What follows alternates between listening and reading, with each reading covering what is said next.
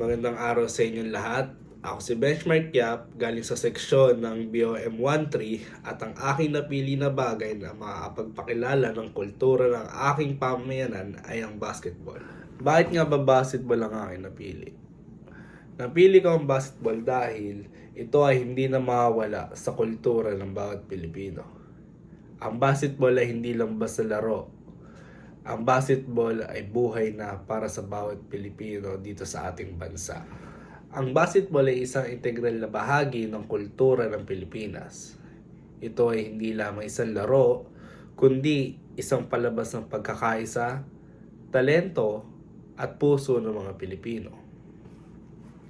Sa mga barangay courts hanggang sa mga malalaking liga, ang basketball ay nagbubuklod sa mga tao mula sa iba't ibang antas ng lipunan. Ito rin ay nagsisilbing outlet ng kasiyahan, pag-asa at inspirasyon para sa maraming Pilipino, lalo na sa panahon ng mga hamon at pagsubok.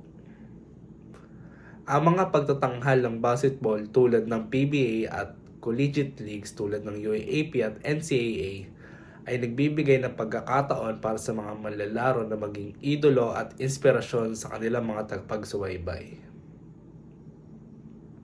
Bukod dito, ang basketball ay nagpapakita rin ng pagmamahal sa pamilya at komunidad dahil sa kadalasang suporta ng mga kaanak at kaibigan sa mga manlalaro, pati na rin ang pag-organisa ng mga liga at pagtitipon sa mga lokal na barangay.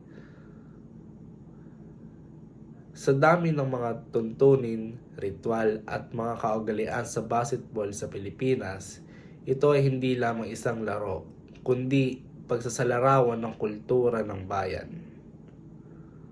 Sa bawat laro, makikita ang masidhing damdamin ng mga manlalaro at tagahanga, pati na rin ang lawak ng suporta mula sa komunidad.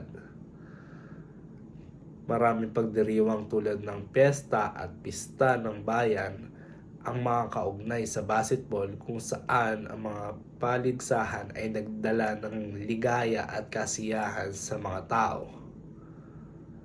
Ang mga kupunan tulad ng Gilas Pilipinas ay nagiging simbolo ng pagmamalaki at pagkakaisa para sa buong bansa.